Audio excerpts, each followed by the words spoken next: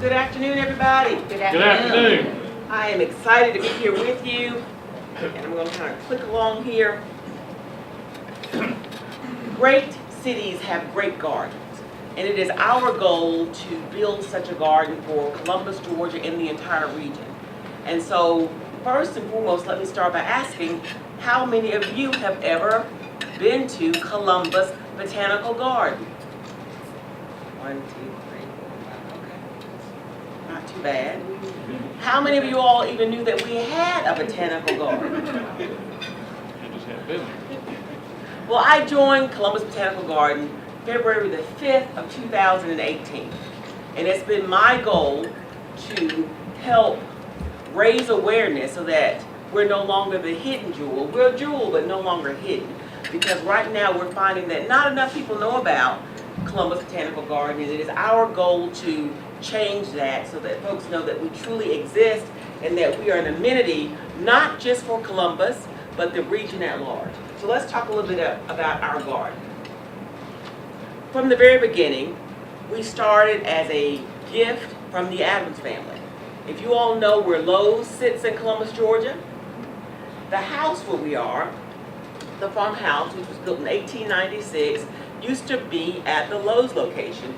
In 2000, it was moved in 2 parts down to where we are now at 3603 Wings Road.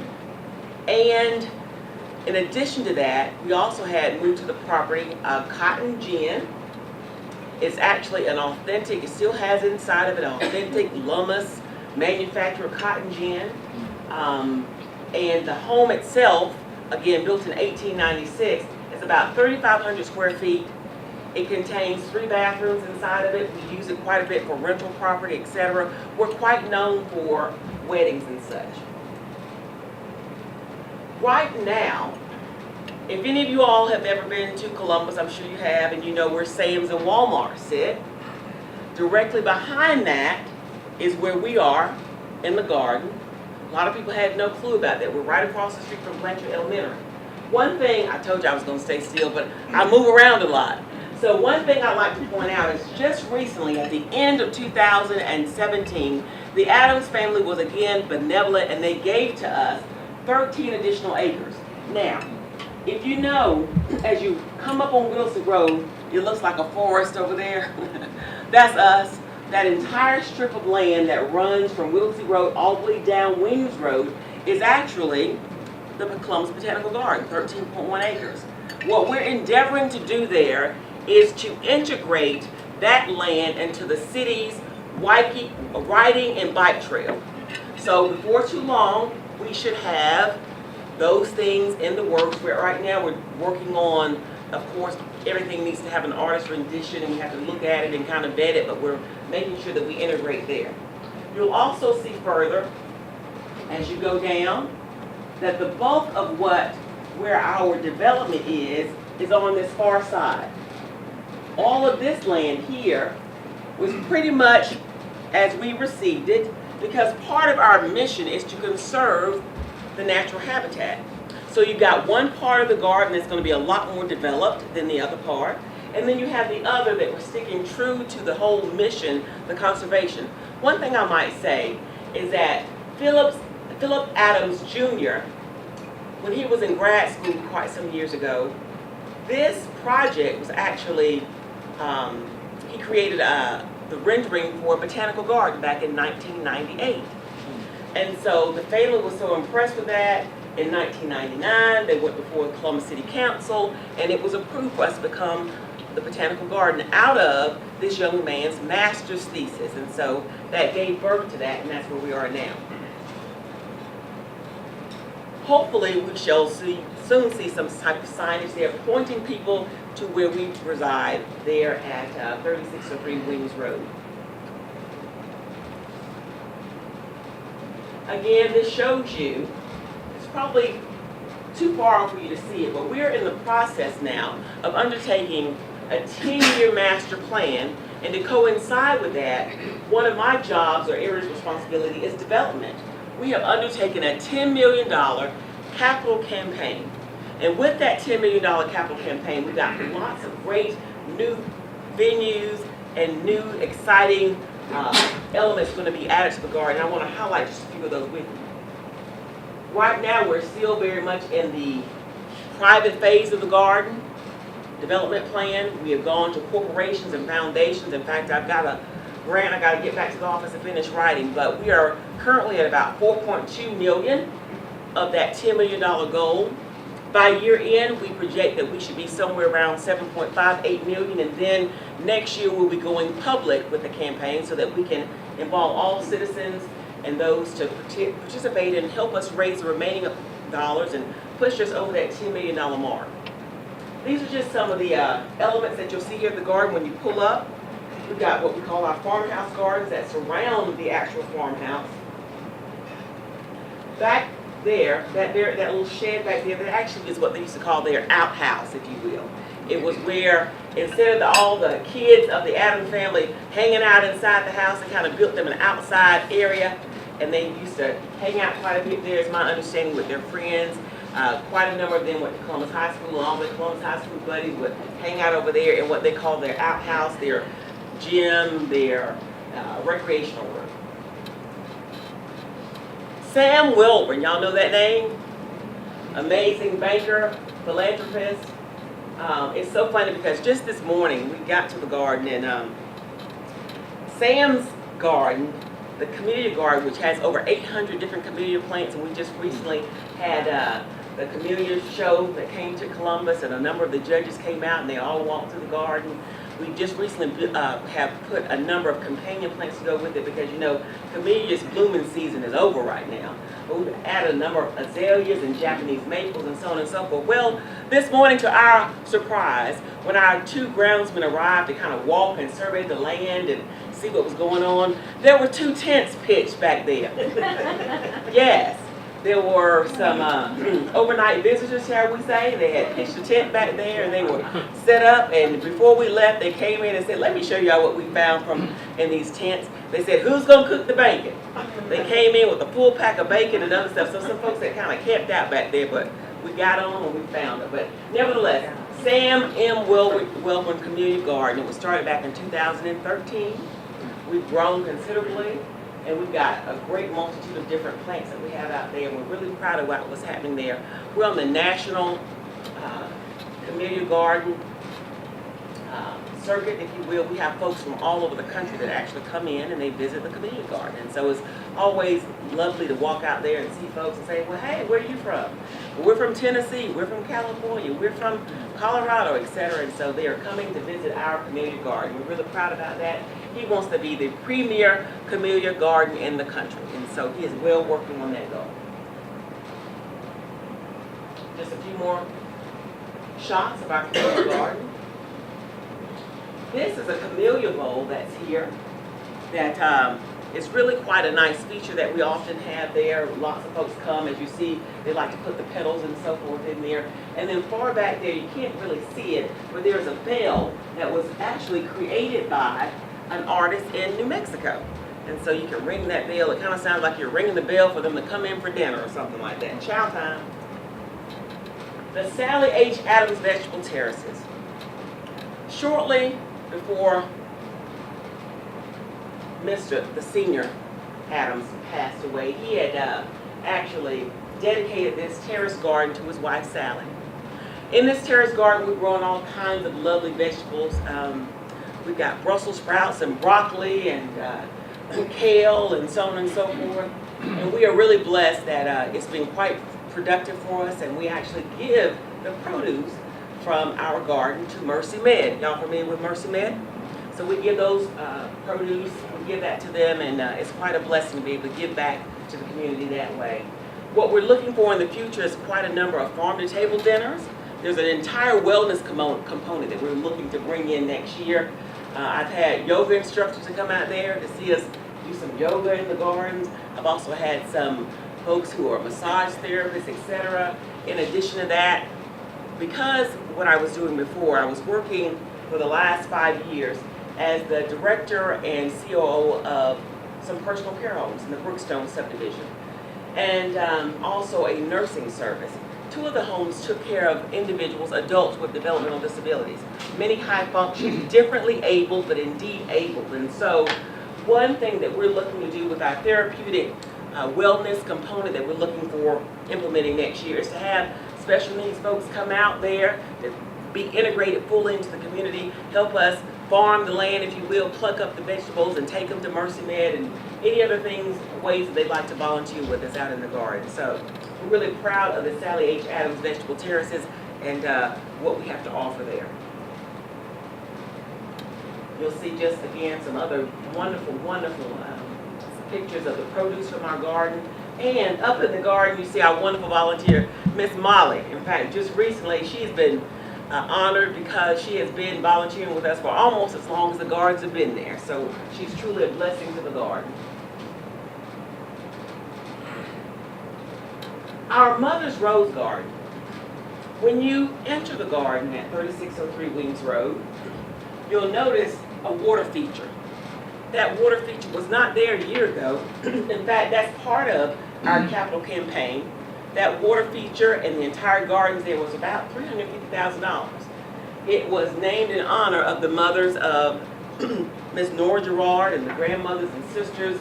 They put that there to really honor the family and what those mothers meant to their family and the grandmothers there. So we're really pleased about that. We've got 2 additional terrace gardens that will also be built in that same area so that when you pull up to the garden, there's an immediate wow factor as you pull up and see what we're doing there.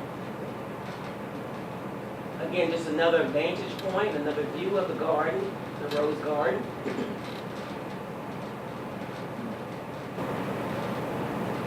This really speaks to an overall schematic of what that entryway will look like with the terrace gardens. Down below on my far left here, that's what you just saw, the rose garden. We have the next level up where we're going to have the perennial garden. And then this last one here is what we call our ginkgo shade garden. We're going to have ginkgo trees there. There is a water feature that will run throughout all 3 of those gardens. And you see the pond that's here. And all of that leads up to what we call our great lawn. We see that as being our own Chastain Park. Any of y'all like music, festivals? We see all of those things happening. So again, we see opportunities for families to come out, for us to have just wonderful times with folks of all ages, demographics, enjoying the garden. The garden is never more alive than when we have children out there ripping and running and playing and just really enjoying. And it's one thing that we kind of gotten away from. All too often our children are not spending enough time outside there, stuck in front of that computer, on that cell phone or whatnot. And so we really encourage families to let their kids come out and let's get dirty. Let's play. You know, many of them have never seen a plant really up close. They don't know how vegetables get into grocery stores, you know. Just being out there and exploring is very, very important for them to have that overall experience. And so we're really pleased about how this is coming along. I think what you'll see is that by the end of this year, we'll be starting on those other 2 gardens. And so before long, we'll have all 3 terrace gardens completed. And then we'll be starting on the great lawn later next year. The gin house. I mentioned earlier that a gin house was also moved to that location, compliments of the Adams family. Currently, we use the gin house, which is truly an authentic gin house, for lots of educational programming. It is our hope that as we build this out, this will become the overall hub for the garden, an education and event center. Currently, the 2nd level of the gin house is not being utilized because the only way you can get there is by climbing a pole. But in the near future, yes, and we've had a few of our ground, they climb that pole and slide back down. But at any rate, we're going to add on an addition at the very back end that's going to include a catering kitchen, bathrooms on both levels, and we'll also have an entryway that was going to lead to another great wow factor, which is going to be our children's adventure garden. But we see lots more opportunities for us to increase our revenue, because a lot of our revenue does come from weddings. And as you all, if you don't know, we're a completely nonprofit. We don't get a dime from federal, state, local at all. So it's really up to us to have weddings and things of that nature and to have the grants and things so that we can get those. And on top of that, we also don't charge an admission fee. We are a free garden. Now in the future, we probably will have an admission fee, but right now it is completely free. We do have donation boxes located throughout the garden. We ask for folks maybe to give a $2 or $3 donation. But aside from that, it's completely free and open to the public. We're open 7 days a week. We're open around, let's say, 8 a.m. in the morning, just a little bit before dark, okay? And so we invite you all to come out and check us out. What I mentioned to you is that this Gin House is going to lead to the wow factor of the Children's Secret Adventure Garden. We're truly excited about this. This represents a $2.5 million endeavor. We have proposals outstanding to help us reach those dollars as well. This is an amazing feature that I would really challenge you to make sure you come out and visit. It's going to feature a 15-foot waterfall. In addition to that, it is going to have a tree house, in case you can't really see it in the back, but a tree house open-sided, so that once you up in that level, you can kind of have a good purview of the entire garden. In addition, it has an outside log cabin farmhouse, and so we're really excited about that. STEM-related initiatives. In fact, we're in the process now of finalizing a partnership with Blanchard Elementary School, which is right across the street, to be their partner in education, and then to be a partner at large, so that, again, we want any and everybody from Muscogee County, surrounding school districts to come and to participate in outside programming and to tie into what we're doing there with our full education component. We feature both adult and children's education. But we're excited about that. It features also a polywog pond. I've been told that in places where those polywog ponds exist, that is typically one of the most frequently visited places by mothers with their strollers. The kids get out and they're able to play in the pond. Yes, they get a little dirty, but it's a great, great place for them to be. And then also a stumpery for people, the kids just to get out and climb the trees. They don't climb trees enough these days. This is a bird's eye view of what the Children's Secret Adventure Garden will look like. And again, a picture of the waterfall, 15-foot waterfall. We want them to put on their bathing suits and get out there and have a good time. The tree house that we're looking at. The pond. Our schoolhouse. Again, tying into all STEM-related initiatives. Our stumpery, harvested trees that they can climb and play in. I would invite you that in case you've never been to the garden, to come visit us. If you have any questions, I would engage those questions, happy to take those questions. If you have a Facebook page, I would invite you to like us on Facebook and follow us on IG, Instagram. I don't know, how many of y'all have a Facebook page? You? Okay. What about an Instagram page? It's all good. I won't even ask about Snapchat or any of those other things, right? Oh, you got Snapchat. There you go. Well, I will be more than happy to take a couple of questions. I know we're sensitive to time, but does anyone have any questions about? Well, I do want to point out a couple of things that we do have on the horizon, so that you all can perhaps put this on your calendar and decide to come visit with us. On the table, we have a few flyers. Because music belongs in the garden. On July the 22nd, which is a Sunday from 5 to 9 o'clock p.m., we're going to host the first ever Jazz in the Garden. We're calling it Rhapsody in Bloom. Featuring our hosts, Dee Armstrong and Wayne Hales. We're going to have the Columbus State University Jazz Band, the Tony Parkman Review, Warren Thornton, the saxophonist, and Jamisa Hummingbird Lights. They will be presenting and playing. In addition to that, we have a number of sponsors who are going to have their presence there. BMW is one of our sponsors. We also have WLTZ, the Dee Armstrong Show, etc. If you have a business or know of a business that might be interested in sponsoring and giving back to the community that way, we'd be more than happy to get a packet to them. In addition, we're also going to have a taste of the garden while they're there. We have food vendors, Country's Barbecue, Roz Catering Services, Sugar's Restaurant, and we're looking for some others. Not this Roz, she's not coming to cook like that. But Roz Cafe and Catering Services will be out there, and you'll get to sample the taste of the garden. We're selling tickets, and you may click through our website, which is www.columbusbotanicalgarden.org/event/Rhapsody in Bloom.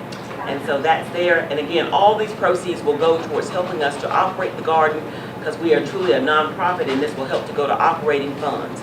Last but not least, on your table as well is a flyer. It's on one side a volunteer flyer. If you as an organization are ever looking to have a volunteer project, consider the garden. We have master gardeners, we have classes, we have opportunities for folks to come out and to help us pull weeds, help us to plant, help us to kind of, make it even more beautiful. And so we will welcome your Rotary Club coming out there and participating with us. So one side is the volunteer form, and on the other side is membership.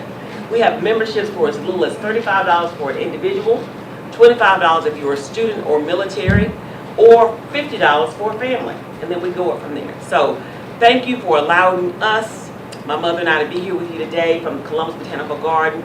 Truly great things are happening in the garden, and we are on a quest to become a truly great garden, because we believe and we know that great cities and great regions have great gardens, and we want to be that for Columbus and Phenix City and the surrounding community. Thank you so much for this opportunity. There being any questions? I have a question. Yes, ma'am. You mentioned the Gin House Education and Events Center. Yes. How many folks can it accommodate?